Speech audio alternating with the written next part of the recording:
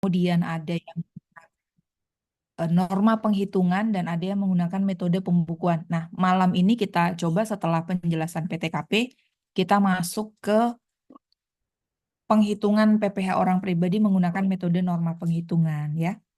PTKP pada prinsipnya seperti kemarin disampaikan di pertemuan awal, dia adalah allowance yang diberikan oleh pemerintah, yang mana pemerintah berasumsi bahwa dengan uang seginilah kira-kira per orang di Indonesia itu bisa hidup layak gitu ya.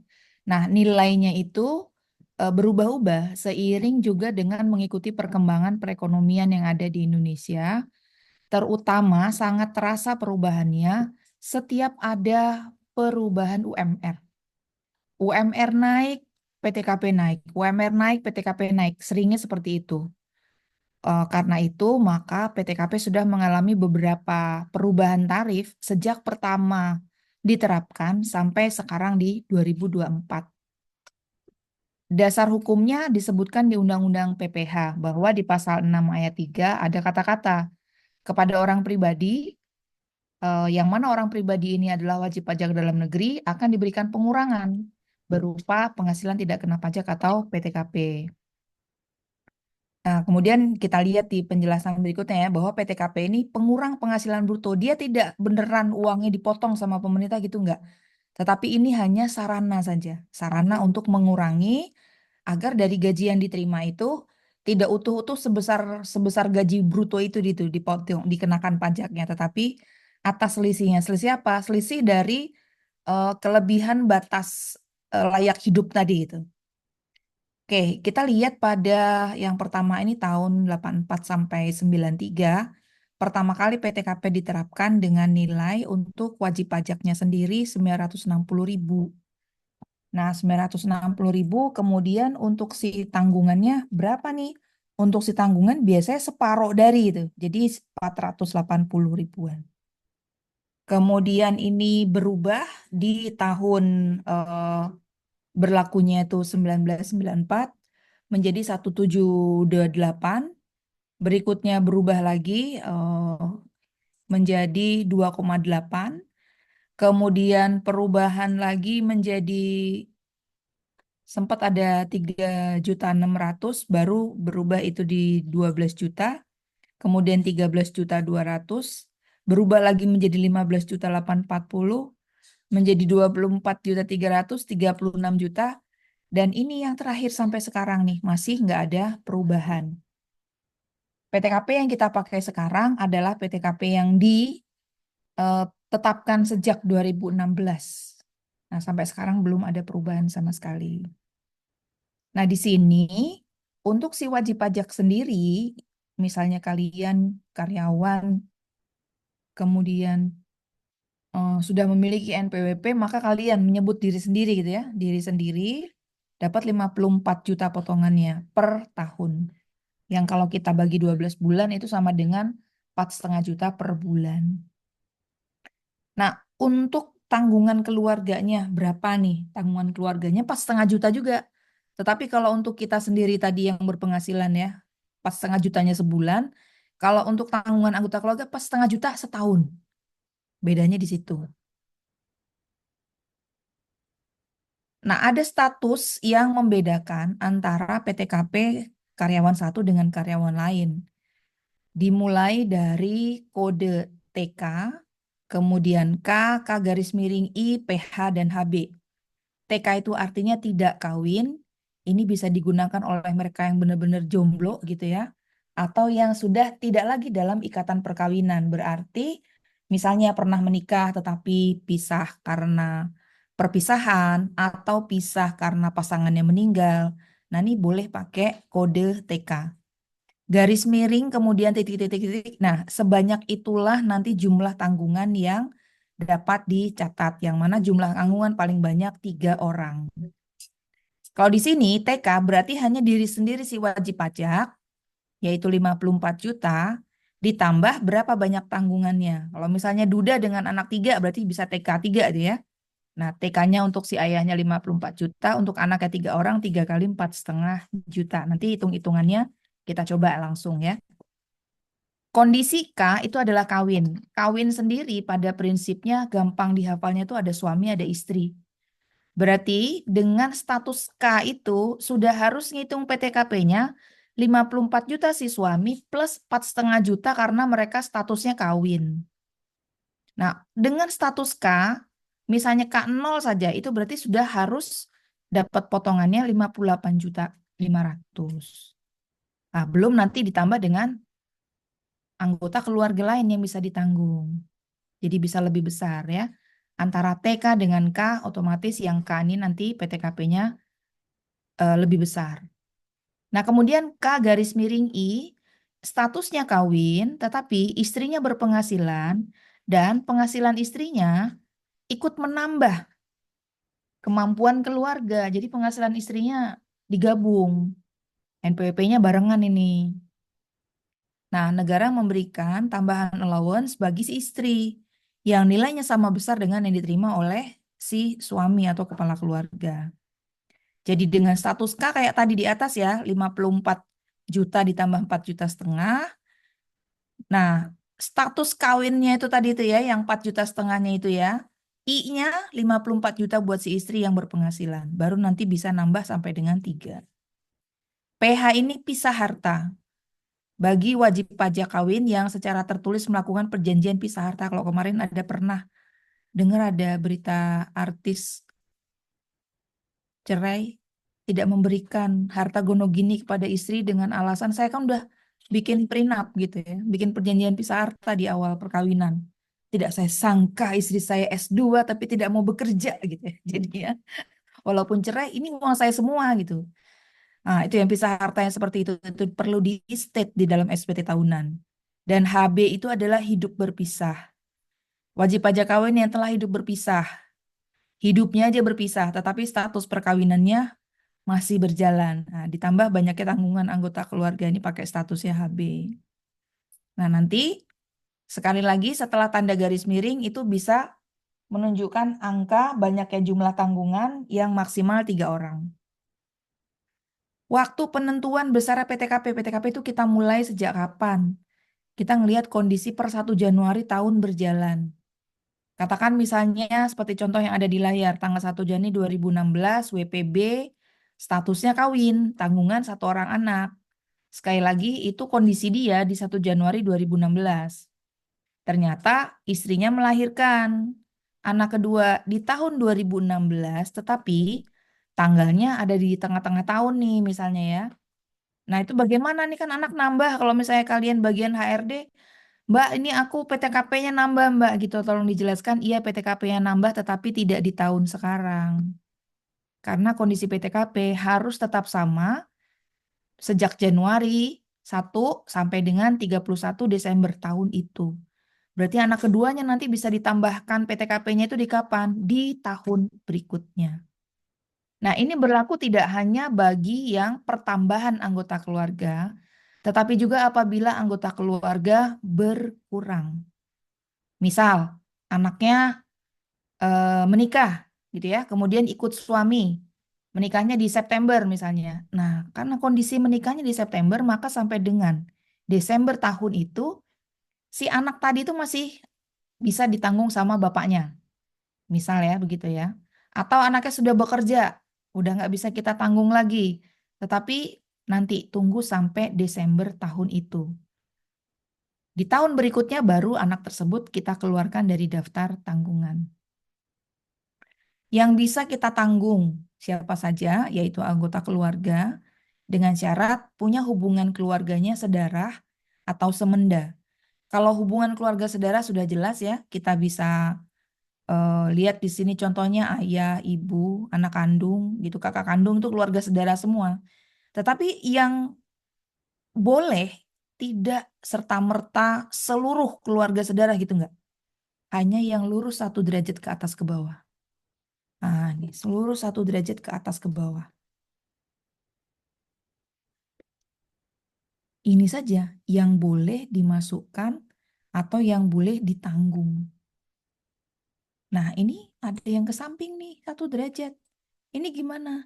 Yang ke samping 1 derajat ini tidak boleh masuk daftar tanggungan. Nah, keluarga semenda adalah hubungan keluarga yang timbul akibat adanya perkawinan. Kita kawin, kita punya suami, kalau misalnya kita perempuan, dari suami kita mempunyai anggota keluarga baru. Kita nyebutnya ada mertua, ada ipar. Sekali lagi sama, harus yang lurus 1 derajat ke atas ke bawah. Jadi yang bisa masuk ke daftar tanggungan adalah mertua atau anak tiri apabila menikah dengan pasangan yang ternyata sudah pernah gitu ya, sudah pernah menikah dan bawa anak gitu. Kita nyebutnya anak tiri. Nah, itu boleh masukkan daftar tanggungan.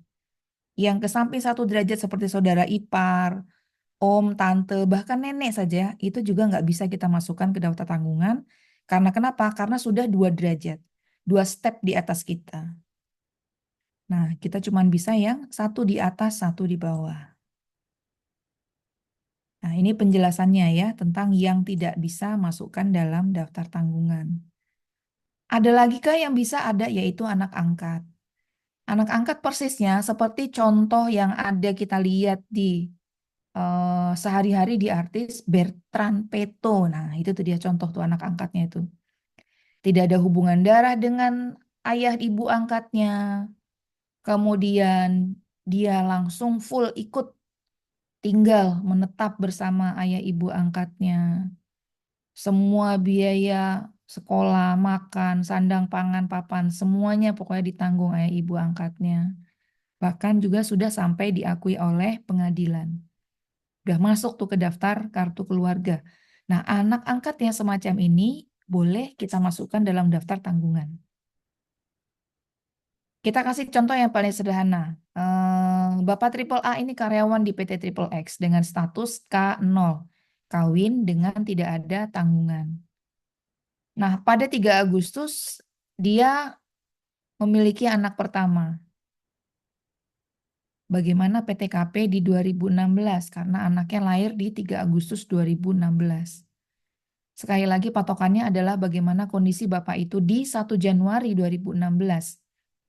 Karena 1 Januari 2016 dia sudah menikah tetapi belum punya anak, nah, maka statusnya masih K0. Berarti sampai akhir tahun 2016 dia juga akan tetap K0. Ini di sini ada, nah ada garisnya gitu ya. Ini jumlahnya 58.500. Kemudian ini contoh berikutnya Pak Burhan. Statusnya K1. Nah, kalau diminta ngitung K1 berapa rupiah? K1 untuk si Pak Burhannya 54 juta. Atas statusnya dia sudah kawin dapat 4,5 juta. Tanggungan 1 orang anak 4,5 juta. Sehingga totalnya 63 juta. Jadi Mas dan Mbak untuk PTKP ini tidak perlu dihafalin. Yang penting paham kriterianya seperti yang tadi Ibu sebutkan. Kalau TK itu berarti si wajib pajaknya masih sendiri saja. Dia bisa menanggung sampai 3 orang. Kalau kawin berarti sudah ada suami dan istri, maka ada tambahan atas status kawinnya. Kalau K garis miring I, maka K-nya tadi udah suami dengan status kawin, dan I-nya istri mendapatkan tambahan 54 juta lagi. Berikutnya baru sih anggota keluarga yang ditanggung itu dapat ini 4,5 juta ya per orang per tahun. Dan maksimal jumlah anggota keluarga yang dapat ditanggung adalah 3 orang. Sehingga kalau misalnya keluarga di Indonesia kan banyak tuh yang ngumpul tuh semuanya ikut jadi satu bareng-bareng. Ada kakek, nenek, om, tante, semuanya ponakan gitu ya, cucu cicit ngumpul. Ini kalau ada satu yang ber-NPWP, kemudian dia mau masukkan anggota keluarga dalam daftar tanggungan itu bagaimana? Kalau semuanya ada, anak ada, orang tua kandung ada, mertua ada, ipar juga ada. Prioritaskan yang anak kandung dulu, baru orang tua kandung, baru anak angkat, baru mertua. Tetapi itu juga tadi ya tetap harus memenuhi jumlah maksimal 3 orang. Kalau ternyata anaknya 2 masih bisa masuk, oh ya udah, siapa lagi yang masih bisa masuk berikutnya? Yang penting jumlahnya hanya maksimal 3. Sekarang kita lihat contoh Bapak Charles dengan kondisi karyawan statusnya KI3. KI3. Atas K-nya itu Pak Charles dan status kawinnya. Nah, seperti ini ya, 54 tambah 4,5. I-nya diberikan bagi istri full sebesar yang Pak Charles terima. Ini 54 jutanya nih. Adapun tanggungannya yang 3 mengakibatkan ngitungnya ini 3 kali 4,5 juta. Nih, 13,5. Jadi jumlah yang di bawah ini totalnya ya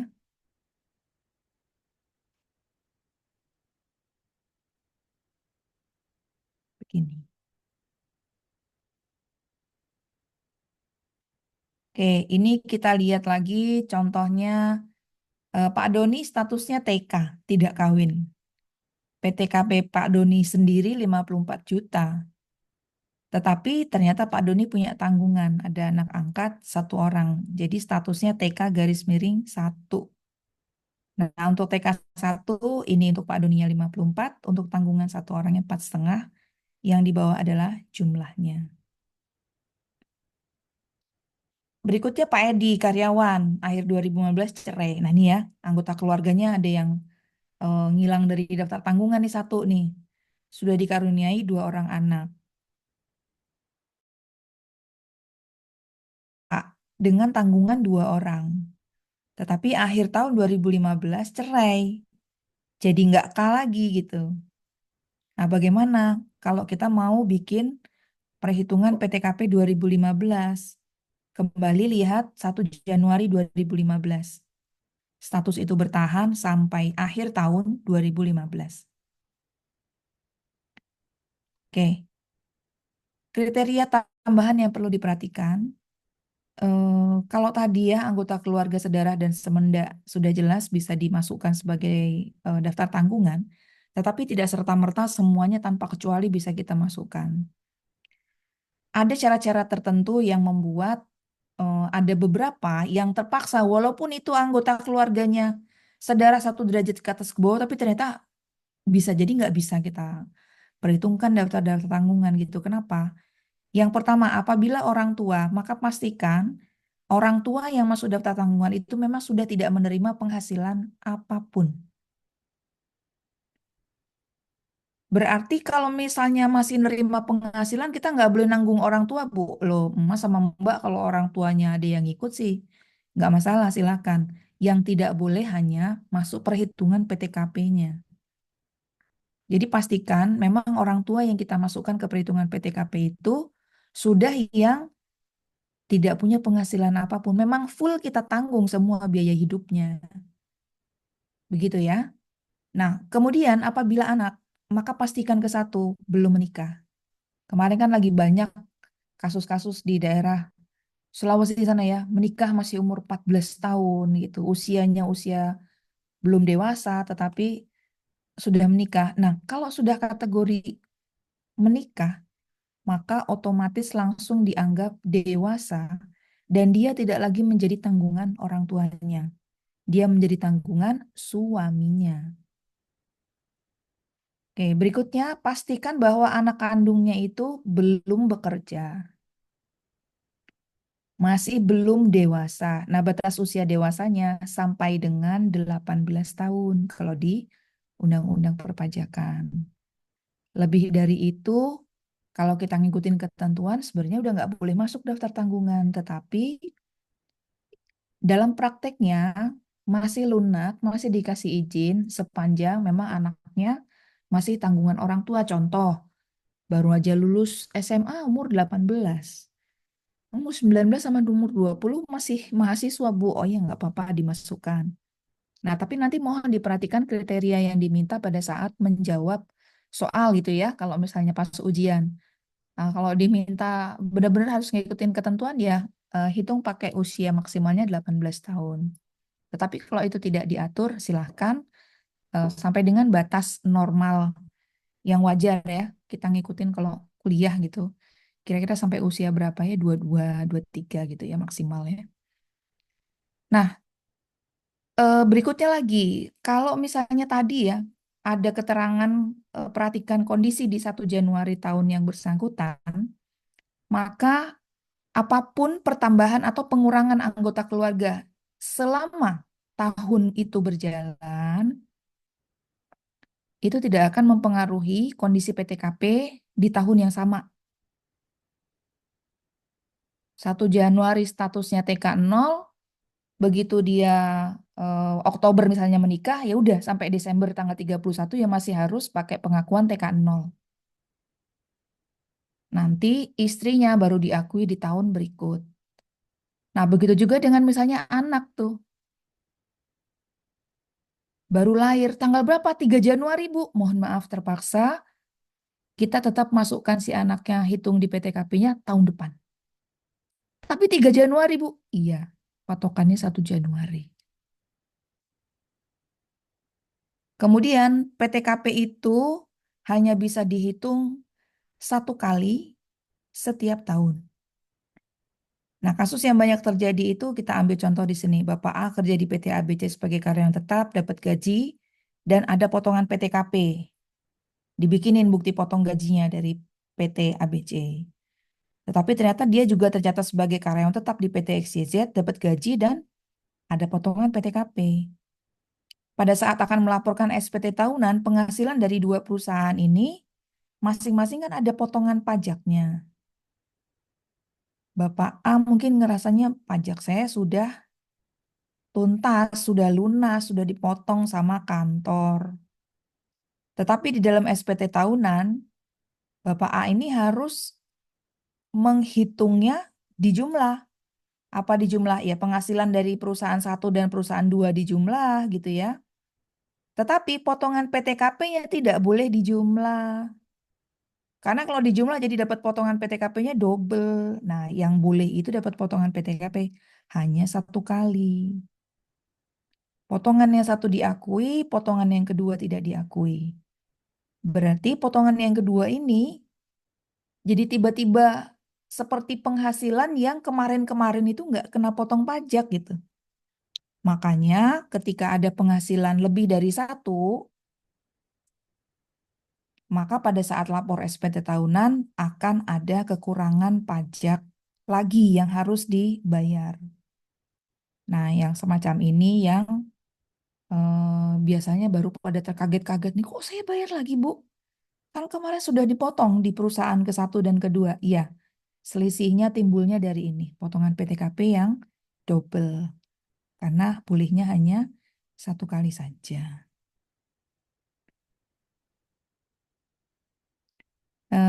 Oh, ini kemarin ada yang bertanya. Nah, sampai di sini sebelum Ibu masuk ke metode norma penghitungan, kalau ada yang mau ditanyakan silahkan. Ada, Bu. Ya, monggo. Kalau untuk anak angkat itu perlu surat dari pengadilan atau cukup masuk ke kakak aja, Bu? Kalau untuk jadi tanggungan. Mm, mm, mm, mm, mm, mm. Itu aja sih, Bu. Ya, kita ngomong kalau seharusnya ya, Mbak. Seharusnya akan lebih pasti kedudukannya secara hukum bahwa anak tersebut benar anak angkat. Bagaimana lebih pastinya? Ya tadi, apabila ada keputusan pengadilan. Nah, seringnya kan di Indonesia ini kan kita sangat lazim eh, bersodakoh ya, mengeluarkan siswa dengan berbagai macam cara, salah satunya adalah anak asuh gitu ya. Sering dengar kan? Saya punya anak Iya, asuh gitu ya. iya Iya. betul. Nah, kalau anak asuh yang semacam ini, boleh nggak Bu kita masukkan daftar tanggungan? Enggak. Iya. Itu kan anak asuh jadi kayak anak angkat gitu, semacam anak angkat. Karena biaya-biayanya kita yang tanggung semuanya, Bu. Apabila anak angkat masih ada hubungan keluarga, biarpun jauh gitu ya. Nah, ini sudah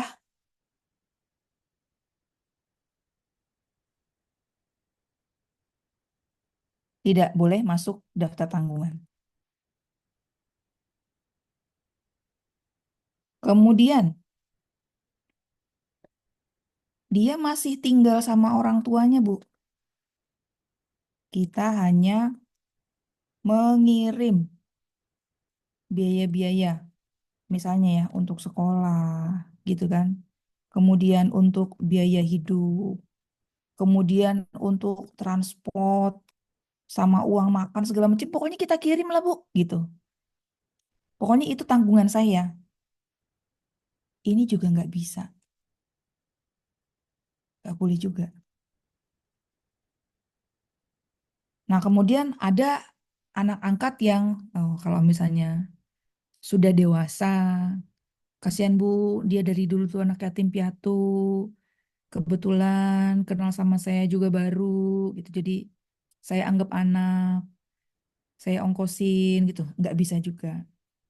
Yang diminta sama negara tidak ada hubungan darah, dia masih belum dewasa, semua kebutuhannya kita yang tanggung, tinggal dengan kita, dan eh, dia sudah apa ya, sudah full, seperti kayak anak kita sendiri gitu.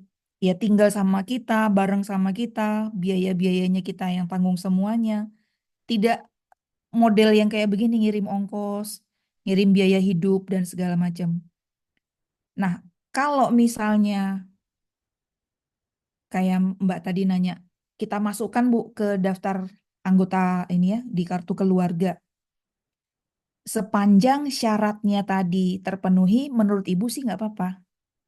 Tapi akan lebih valid lagi kalau ada surat keputusan dari pengadilan yang menyatakan bahwa betul anak atas nama ini gitu ya, menjadi anak angkat dari nama ayah angkatnya siapa, nama ibu angkatnya siapa, itu lebih valid.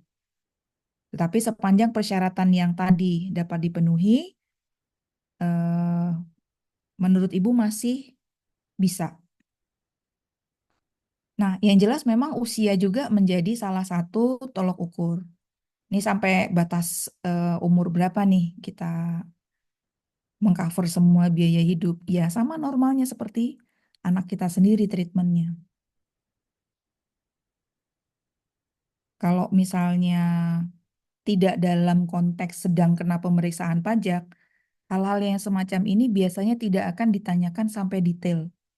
Tetapi kriterianya itu disebutkan. Jadi kita yang ambil keputusan setelah membaca kriterianya. Oh, berarti ini bisa nih kita masukkan ke dalam daftar tanggungan karena memang memenuhi kondisi yang diatur oleh ketentuan perpajakan begitu. Apakah cukup dapat dimengerti? Ya, Bu. Terima kasih. Insya Iya, Allah Bu. mengerti.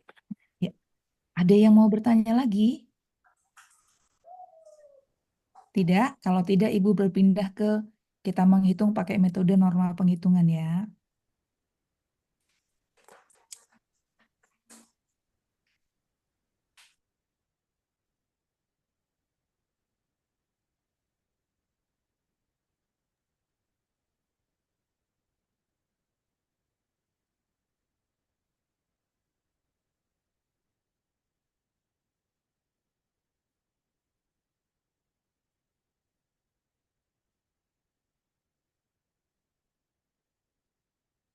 Baik, Mas dan Mbak semuanya. Sekali lagi untuk refresh, jadinya Ibu jelaskan agak lebih cepat. Sarana yang kemarin disediakan oleh pemerintah bagi wajib pajak orang pribadi. Boleh pakai metode pencatatan, boleh pakai metode pembukuan, boleh pakai norma penghitungan. Yang pencatatan itu yang paling gampang, hanya tinggal berapa pendapatan kotor dikali 0,5%. Udah begitu aja pajaknya. Yang pakai metode pembukuan, ya harus bikin laporan keuangan lengkap, laba rugi, neraca, daftar aktiva, penyusutan gitu ya. Kemudian kalau misalnya dagang ya lengkapi dengan catatan persediaan barang dagangnya, stok awal, pembelian, stok akhir, menyesuaikan jenis usaha yang dijalankan oleh masing-masing. Nah, yang sekarang mau kita pelajari adalah yang pakai metode norma penghitungan. Ini disediakannya untuk yang seperti apa. Untuk mereka yang omsetnya dalam 1 tahun masih kurang dari 4,8 miliar. Nah, kalau misalnya kita hitung ya Mas dan Mbak ya, 48 itu kalau dibagi 12 bulan, berarti rata-rata per bulannya di 400-an juta, Ibu. Kurang dari itu, eh, dipersilahkan untuk memilih dulu, dipersilahkan. Nah, kemudian yang harus dipahami lagi bahwa walaupun kita milih, tapi kita tetap harus ngasih tahu ke kantor pajak. Kita bikin surat, tidak ada format yang bakunya seperti apa. Bikin aja surat, kop surat gitu ya. Kalau misalnya kita kan pribadi Bu, nggak pakai kop surat, ya udah ketik aja kepada YTH, Direktorat Jenderal Pajak, kemudian sisi KPP ini gitu ya, untuk menyampaikan bahwa untuk tahun pajak misalnya 2025 saya akan menggunakan metode norma penghitungan. Sebutkan nama, NPWP, alamat lengkap, sampaikan. Nah, itu tidak akan menerima jawaban apapun. Tetapi dengan menyampaikan surat pemberitahuan itu, di tahun berikutnya, sejak Januari, kita sudah boleh menghitung pendapatan usaha kita untuk kita sesuaikan dengan metode yang kita pilih. Nah, kemudian kalau tidak memberitahukan bagaimana Bu Ani udah ditulis, dianggap memilih metode pembukuan. Dianggap memilih metode pembukuan. Jadi kayak udah otomatis gitu. Tetapi kalau wajib pajak yang masih baru gimana? Masih baru. Kalau masih baru, Anda malah akan diarahkan pakai pencatatan dulu yang tadi Ibu sebutkan. Bruto dikali 0,5%. Tentunya masing-masing metode ada kelebihan dan kekurangannya. Nah, kalau pakai metode norma penghitungan ini, kita bagaimana? Sama dari penghasilan bruto ngitungnya. Tapi kalau yang pencatatan langsung penghasilan bruto dikali tarif pajak, kalau ini tidak langsung. Penghasilan brutonya dikali tarif norma dulu. Kalau sudah hasil perkaliannya itu yang kita sebut penghasilan neto atau yang bersih. Setelah ketemu penghasilan bersih, baru dikurangi PTKP. Kalau sudah dikurangi PTKP, kita sebut itu penghasilan kena pajak atau PKP, yang kemudian bisa dihitung PPh terutang seperti kemarin yang menggunakan tarif progresif. Nah, dasar hukum yang masih kita gunakan untuk metode norma penghitungan sekarang udah ada yang terbaru ya, Ibu lupa nomor cantumin pernya. Ini Ibu cantumin yang 2015 gitu. Di mana yang perlu diperhatikan di dalam peraturan ini nanti akan ada keterangan yang menyebutkan pembagian kelompok. Silahkan pilih tarifnya sesuai kelompok. Kelompok apa nih? Kelompok itu kelompok wilayah. Wilayahnya apa? Indonesia itu menganutnya domisili. Jadi wilayah domisili atau tempat usaha. Nah, kita baca di sini. Kelompok 1 itu bagi wajib pajak yang domisili atau tempat usahanya berada di 10 ibu kota provinsi. Tetapi ibu kota provinsi di sini sudah diatur. Medan, Palembang, Jakarta, Bandung, Semarang, Surabaya, Denpasar, Manado, Makassar, Pontianak. Bu, yang nggak ada namanya di situ kan ibu kota provinsi ada banyak. Di Indonesia kan provinsinya udah 30-an. Itu masuk di kelompok 2.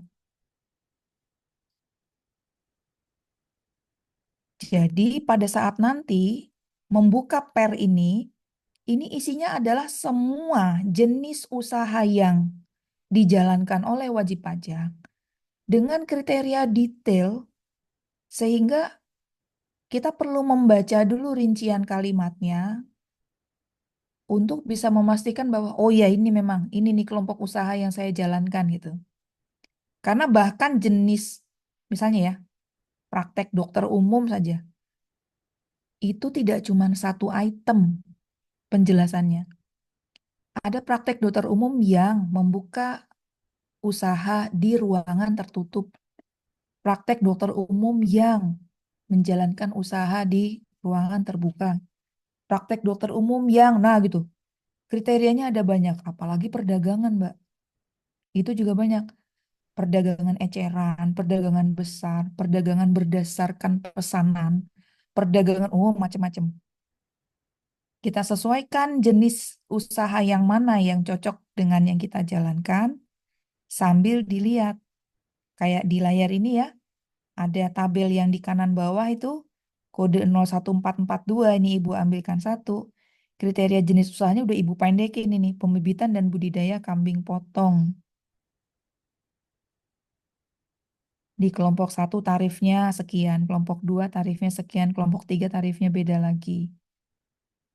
Nah, mau ambil tarif yang mana? Kita nggak bisa ambil tarif suka-suka atau ambil tarif yang paling kecil. Ambilnya harus menyesuaikan di mana kalian membuka lapangan usaha.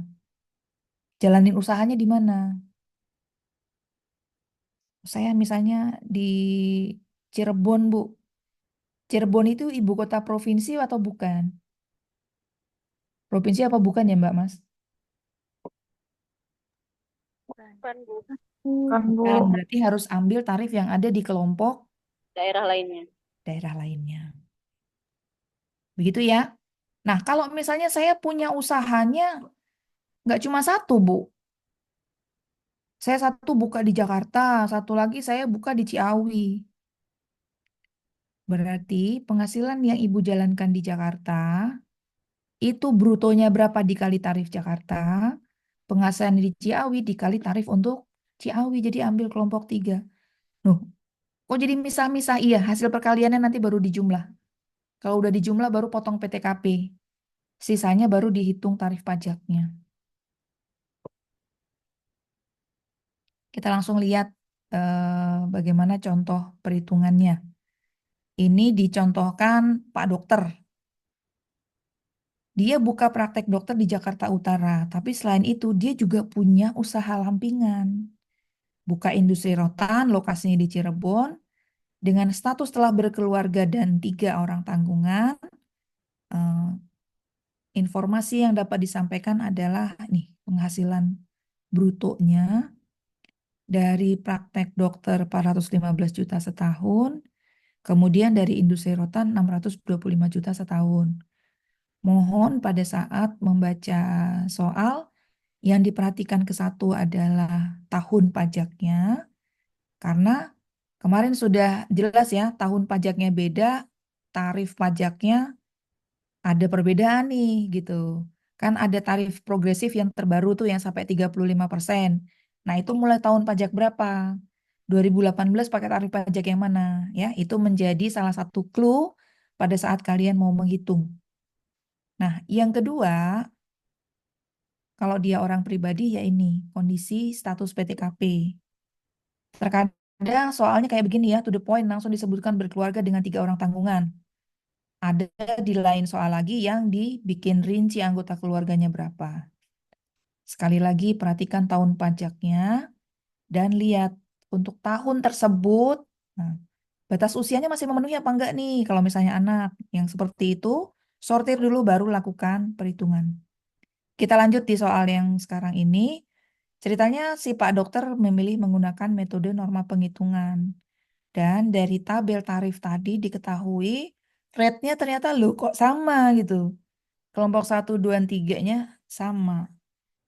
Dari kondisi yang dihadapi Pak Dokter Ihsan, ada keterangan tambahan istrinya tidak berpenghasilan.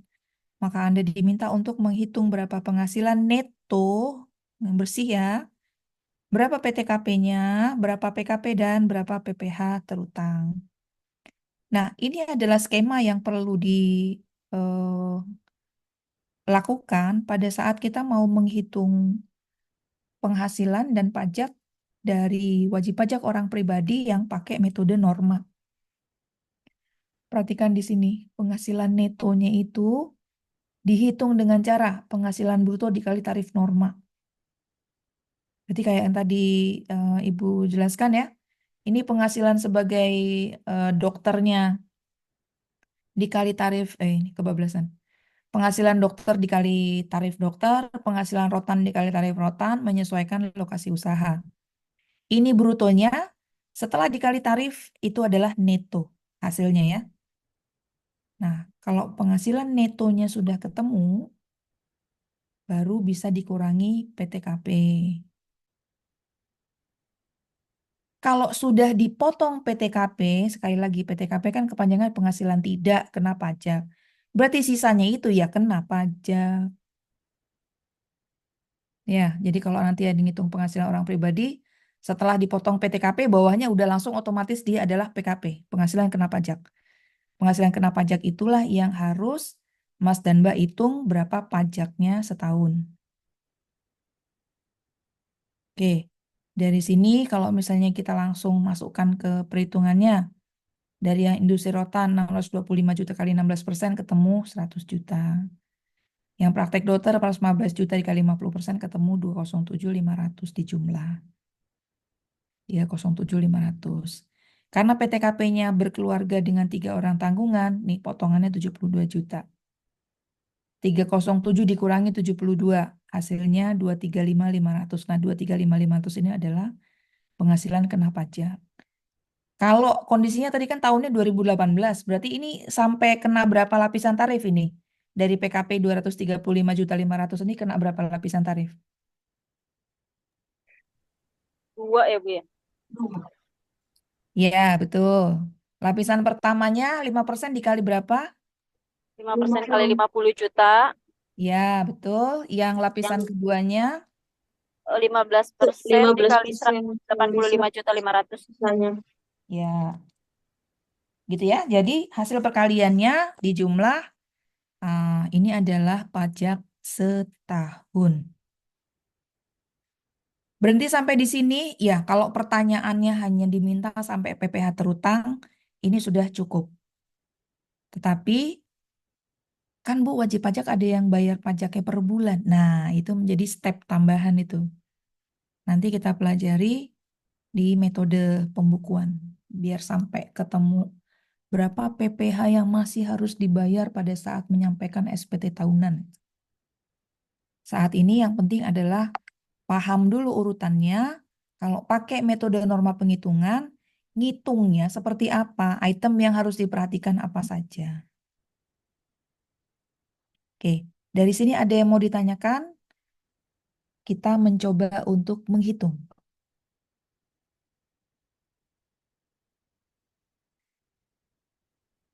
Tidak ada, oh berarti Ibu yakin sudah paham semuanya. Alhamdulillah.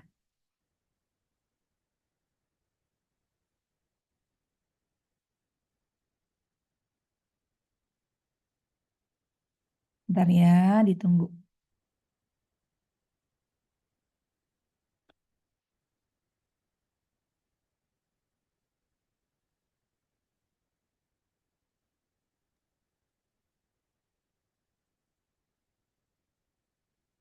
Maaf mau tanya Bu. Ya, Bu, mangga-mangga. Bu, maaf tadi tarif normanya dilihatnya di mana ya Bu? Ya, ini lagi mau Ibu bukain. Bentar ya. Ya Bu. Ibu boleh nanya lagi nggak? Boleh lah. Ibu kalau misalnya itu ditambahin dokter Irsannya bayar Pak zakat gimana Bu? Oh, nanti adanya di sebelum ini, Mbak. Sebelum potongan PTKP. Karena pembayaran zakat itu mengurangi penghasilan, bukan mengurangi pajak. Kalau di Indonesia ya. Kalau di Malaysia, pembayaran zakat itu mengurangi pajak langsung. Jadi ketemu PPh 1 tahun berapa, dipotong zakat. Ah, itu sisanya yang harus dibayar. Kalau di Malaysia begitu. Indonesia belum bisa begitu tuh. Dikuranginya Eh, yang penghasilan kena pajaknya Ibu tuh ya? di atasnya, di atasnya. Ya, Oh, heeh. Jadi eh, Sebelum yang keluarga ya, berarti. Sebelum yang ya tanggungan. penempatannya sebenarnya iya, heeh. Jadinya dia masih belum di bagian kalau PKP kan penghasilan kena pajak ya, Mbak. Heeh. Jadi oh. heeh. Memang si pembayaran zakat itu jadi mengurangi penghasilan untuk bisa dikenakan pajak.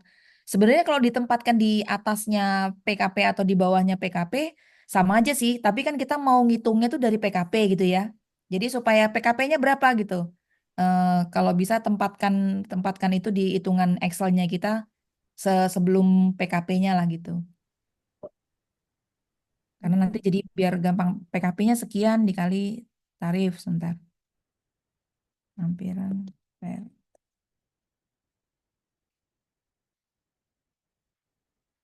Kan di belangko SPT tahunan ada tuh Mbak.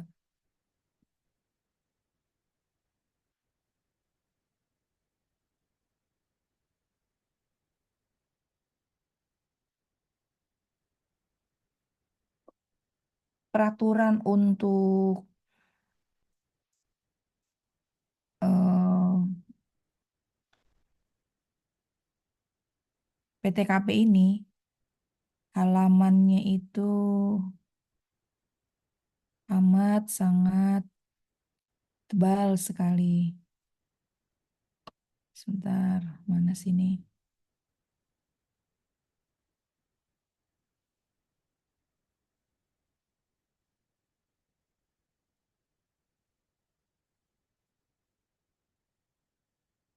Jadi saking tebalnya kita aja nggak bakalan mungkin sampai hafal gitu. Yang Ibu penting konten. tahu Kalau untuk yang perhitungan PER, Heeh. ya kalau untuk perhitungan PER itu nanti kita bisa lihat di tabel KBLI, apa KLBI ya? Balik. Yang Eh, kode KBLI itu bukan sih ya? Bukan ya? KLBI itu kan yang dipakai sama notaris ya Mbak, Iya, naruh di yang akte. biasanya suka Iya. Heeh. ngelompokin kegiatan Nah usaha itu gitu. ya sebenarnya mirip kayak gitu, tetapi peraturannya yang dari kantor pajak ini itu kan terbit terakhirnya tahun 2016 ya. Terus perubahan terakhir kemarin itu tuh kriterianya Ibu belum compare deh, apakah dia kata-katanya sama dengan yang di KLBI itu apa enggak gitu. Sebenarnya mirip, tapi kalau misalnya sampai sama persis kayaknya enggak. Jadi kode yang ada di KBLI dengan kode yang ada di eh, PER ini untuk norma penghitungan ini, seingat Ibu kayaknya beda digit deh. Kalau yang di KLBI itu berapa digit, Mbak? Yang di sini 5 digit kalau Ibu nggak salah. Yang di KLBI berapa digit? Nggak hafal Ibu.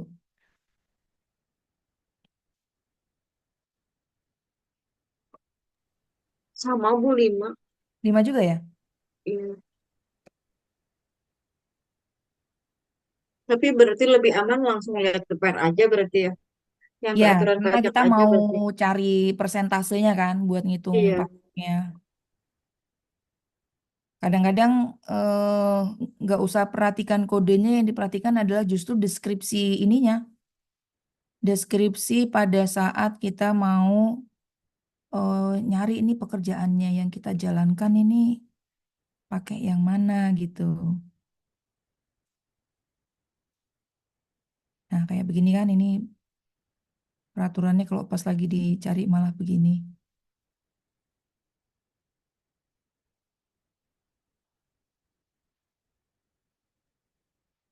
Lampiran. Nah, untuk di ujian nanti Ibu nggak akan kasih pernya setebel itu nggak. Nanti sudah kita potongkan. Nih udah di screenshot. Nih jenis pekerjaannya, ini kode kegiatan usahanya, kemudian ini tarif di kelompok 1, 2, 3. Silakan pilih pakai yang mana nanti begitu. Jadi nggak perlu mengkhawatirkan, halamannya ada banyak ini. Nggak perlu bawa-bawa peraturannya. Nanti sudah kita ambil, tinggal dipilih harusnya pakai yang mana. Ibu, maaf belum muncul di layar. Iya, belum Ibu tampilin ini lagi nyari peraturan. Oh, Gak iya Bu. ketemu-ketemu. Maaf Bu. Gak apa-apa, gak apa-apa, gak apa-apa. Gini aja ya, langsung Ibu kasih yang untuk contoh latihan aja ya. Sebentar. Peraturannya nanti kalau ketemu Ibu kasih lihat di grup deh. Silakan nanti mencoba-mencoba.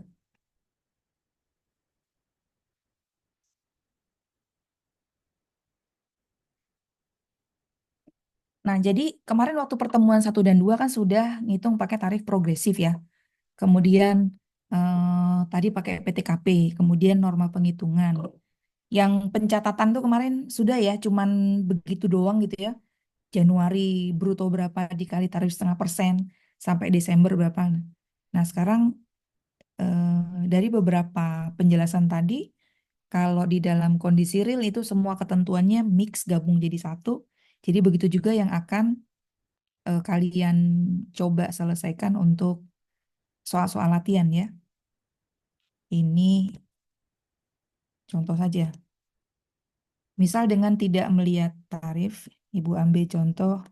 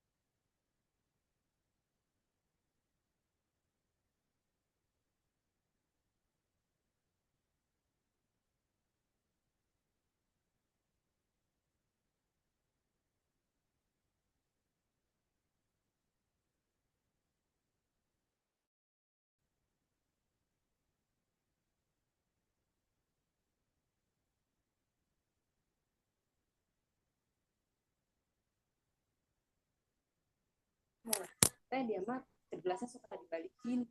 Baru saya ngomong gitu, bener dong. Habis minum nih, ada setengah lagi dibalikin itu gelas. Dia gini. Bangsa semua berenang.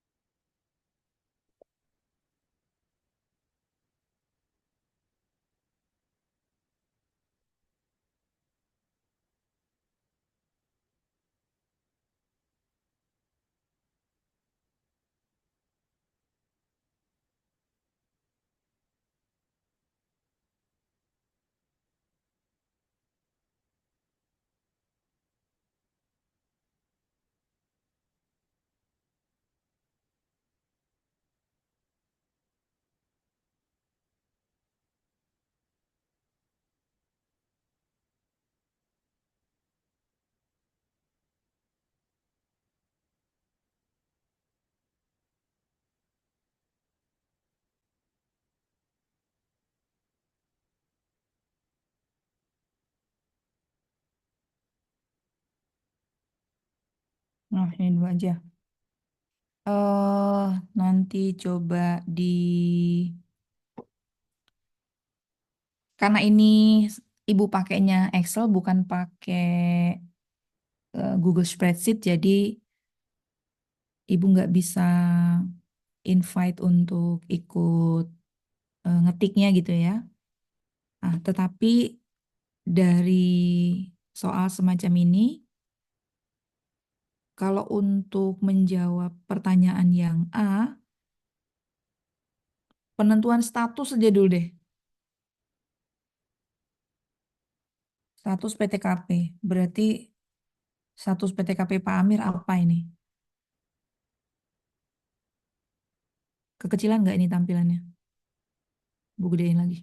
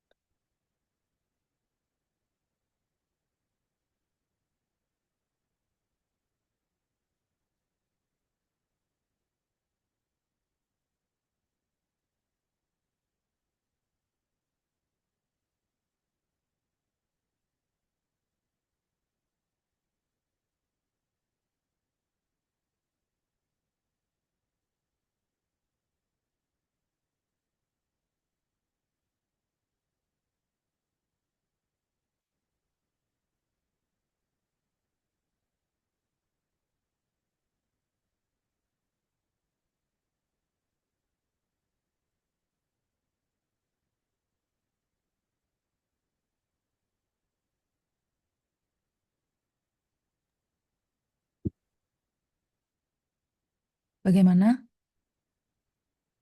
Kok jadi kalem semua? K2 bukan Bu. K1. Nanya sama ibu. K2. K2, Bu. Jangan nanya. Dua. Ada yang K2. bilang K2. K2 Oke. Bu.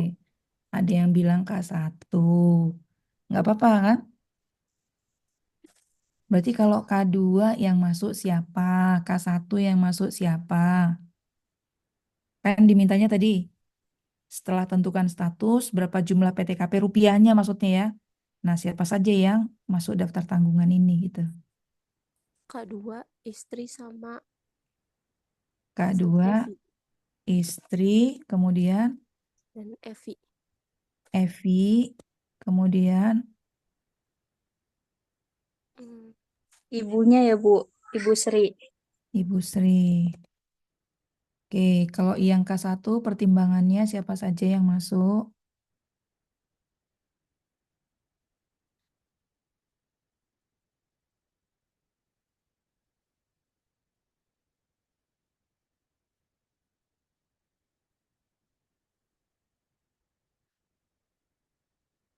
Ah, iya tadi yang bilang K1. Siapa? Gak jadi K1. Nggak jadi. Itu kayaknya bukan Evi deh.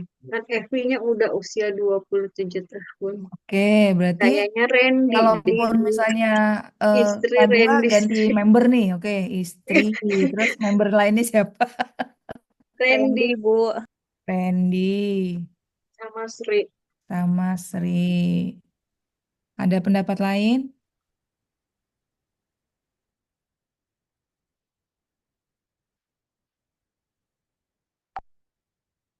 Ini yang tidak berpendapat, apakah mungkin ngantuk? Kalau saya Evi tetap menjadi tanggungan karena tidak bekerja dan belum ada keterangan sudah Nikah. menikah, Bu. Oh, begitu. Oke. Oke, buat sementara dicatat dulu. Berarti di pilihan yang atas ini ya, Mbak ya? Iya, Bu. Oke, iya. Baik. Untuk bisa menentukan siapa saja anggota keluarga yang boleh, kita menyortirnya siapa yang nggak boleh. Nah, yang nggak boleh kan Apa tadi? Anak kalau gitu kan? Kalau sudah menikah atau sudah berpenghasilan atau sudah dewasa. Batasan dewasanya 18 18 dikatakan tahun. tahun. maksimal hanya sampai usia 18. Berarti lebih dari itu sudah dianggap dewasa. Ya, sudah dewasa.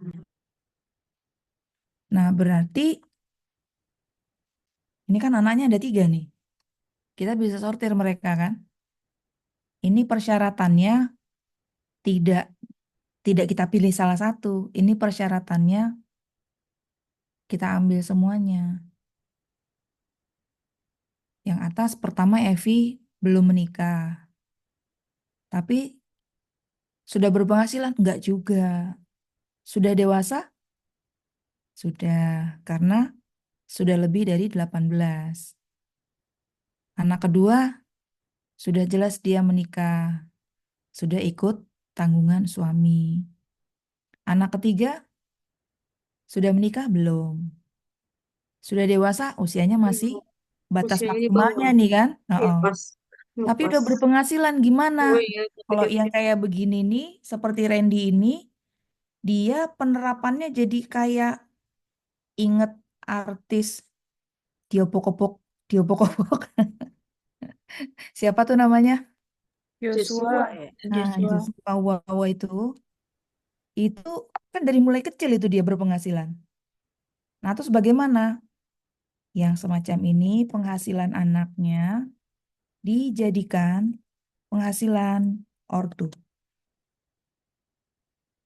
Jadi diakui sebagai penghasilan ortu. Sementara si anak masuk tanggungan ortu. Jadi Randy masuk ke penghasilan bapaknya nih yang 250 juta dan Randy masih masuk di daftar tanggungan Pak Amir. Jadi kalau siapa saja yang bisa ikut, Randy ikut masuk daftar tanggungan, Evi dengan Deswita tidak. Kalau Ibu Siti karena istri, di daftar K-nya ini nih, suami dan istri ya, istrinya ada di sini. Nah yang 2 orang ini siapa? Yang ke satu Randy, yang kedua Ibu Sri. Karena apa? Keluarga saudara 1 derajat di atas dan tidak ada keterangan bahwa dia berpenghasilan. Jadi yang boleh masuknya yang ini. Dapat dipahami pertimbangannya, penentuan yang boleh masuknya kenapa? Nah, kalau begitu, kemudian bagaimana dengan resiko penghasilannya si Randy tadi? Iya, ikut masuk ke penghasilan bapaknya, tapi kan jenisnya beda, Bu. Iya, yang kita hitung menggunakan tarif norma. Di sini sediakannya untuk yang dagang pakaian. Yang bintang iklan gimana, Bu? Kebetulan di sini keterangannya sudah penghasilan bersih ya. Nah, jadi langsung nanti kita masukkan sebagai tambahan penghasilan bersih. Nah, kalau jumlah rupiahnya berapa K2? Jumlah rupiahnya dicoba dihitung. 3 ya. 63 juta, Bu. 60 3. juta. Asalnya untuk si Pak Amirnya 54. Untuk status kawinnya 4,5. Karena 2 orang tanggungan jadi 4,5 kali 2.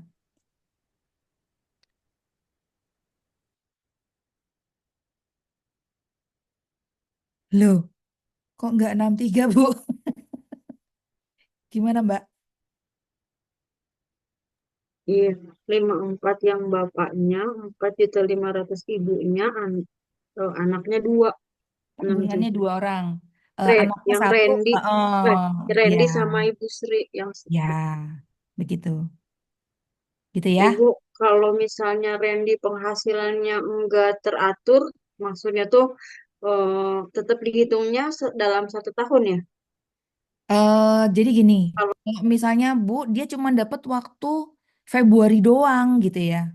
Atau ya, pas kemarin habis Lebaran doang, Bu.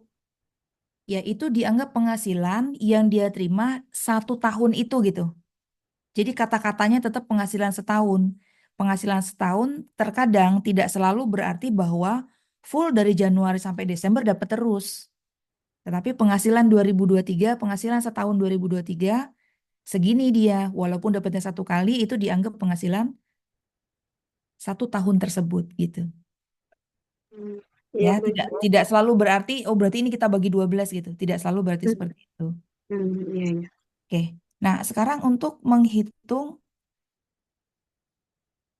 berapa yang harus kita kenakan pajak ini. Rate mana yang harus dipakai? Yang berapa persen?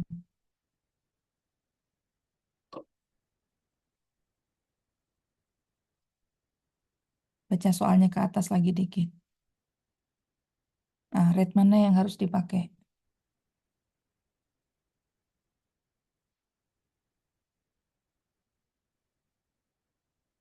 Yang dua-dua ya Bu ya, Ya, karena apa? di Jakarta. Iya, sementara Jakarta ada di kelompok 1. Jadi yang dipakai yang 22%. Nah, ini keterangannya penghasilan kotornya sekian dengan pengeluaran usaha sekian. Bagaimana kita menghitungnya? 2950 dikali 22%. Oh, itu tambahnya tadi ya. Ditambah 250 juta. Cukup? Cukup gitu? 2950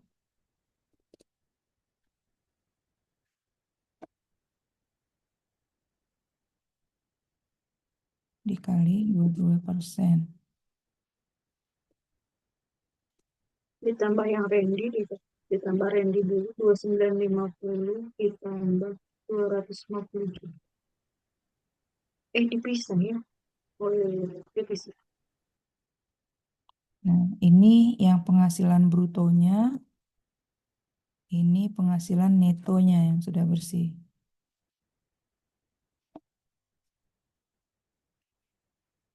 1 miliarnya bagaimana pengaruhnya?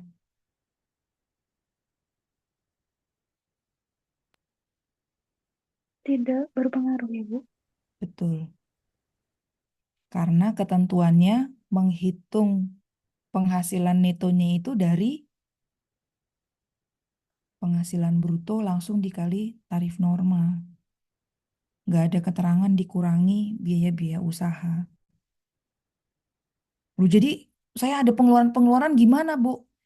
Ya ini kan yang mau kita hitung pajaknya cuma dari 22%. Kalau misalnya 2950 ini kita anggap 100%-nya 1 tahun itu, berarti ada kurang dari 80% itu tuh yang tidak kita perhitungkan untuk kena pajak. Nah, di sana itu udah ngumpul biaya-biayanya. Yang mau kita kenain pajak tuh hanya dari 22%-nya saja. Jadi dengan metode norma, walaupun kita ada catatan pengeluaran usaha, tetapi waktu menghitung pajaknya, dia tidak mempengaruhi perhitungan. Nah, terus ngapain soalnya itu ditaruh informasi seperti itu, Bu? Loh kan memang kalau di lapangan, kita akan mendapatkan semua informasi itu gitu. Ini Pak, saya kemarin dapat dagangan segini Pak, ini nih. Kemudian saya belanjanya habis segini loh Pak. Nah, informasi itu diterima saja. Tetapi pada saat Bapak mau ngitung pajaknya pakai cara yang mana? Pakai yang final Pak 0,5%. Oh, ya udah langsung ambil perhitungannya dari penghasilan bruto. Mau pakai norma Pak, sama ambil dari penghasilan bruto. Saya mau pakai pembukuan Pak. Nah, penghasilan bruto dengan rinciannya tadi itu Pak itu. Itu malah kita minta rinciannya semua. Tetapi informasi yang ada eh, kalian yang tentukan kemana yang bisa dipakai, gitu ya. Nah, di sini penghasilan dari Randy, si anak, kata-katanya kan di situ sudah penghasilan bersih. Jadi kita tambahkan.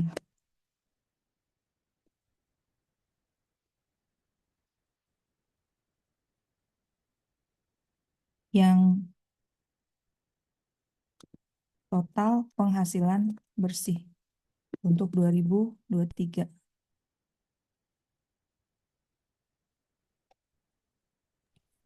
Ibu, Nah, baru bisa kita kurangi PTKP dengan status K_2.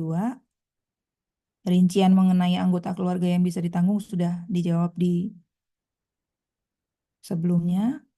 Nah, ini kita ambil. Selisihnya adalah penghasilan yang kena pajak PKP. Silakan dicoba dihitung berapa PPh-nya.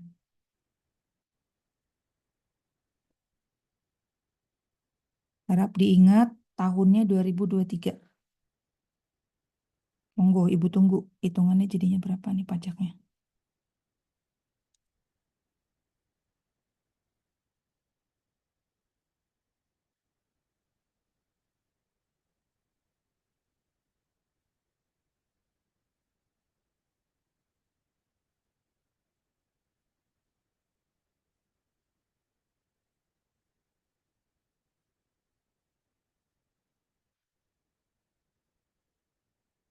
Siapa Mbak Irma? Izin telat. Oh, jadi Mbak Irma belum ada ini ya? Oh, udah. Ada saya, Bu. Irmanya ada dua Oh, kan? Oh iya, Teh Irma malah beta tadi lagi Sudah ada, nge-Zoom. Bu, sudah ada. Oh, udah berhasil. Udah, Bu. Kita Ya, Zoom. udah. Udah.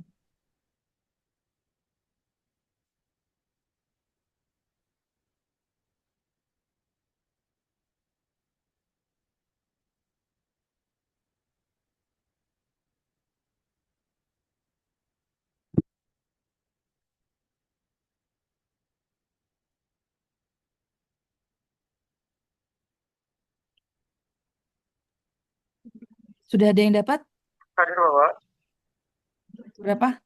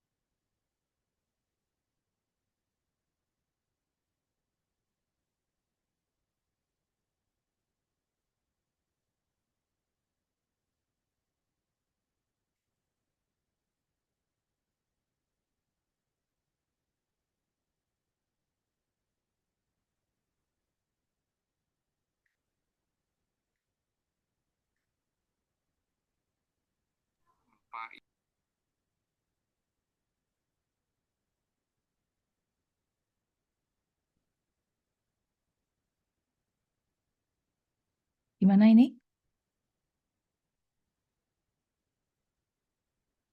5, 15, 25, 30. 2023 pakai tarif yang mana nih? Yang sampai 30% apa sampai 35%? 35, Bu. 35, Bu. Sampai 35%. 5%-nya dikali berapa? 7 juta. Berapa? 60 juta. 60. 60. Iya, iya. Mana nih? Ini. 15%-nya kali berapa? 190. 190.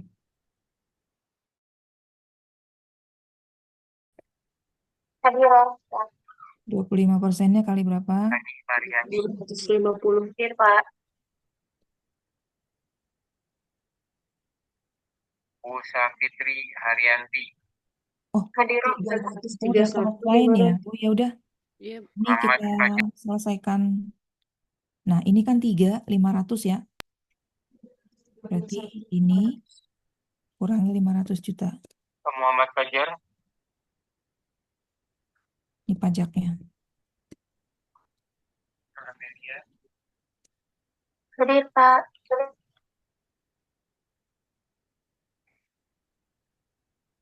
Nah, ini pajaknya setahun. Ya. Iya, Bapak.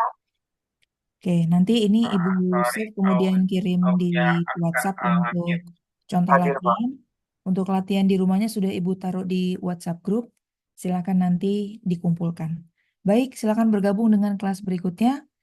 Mohon maaf kita jadi lewat waktu sedikit. Wassalamualaikum warahmatullahi wabarakatuh. Waalaikumsalam. Waalaikumsalam.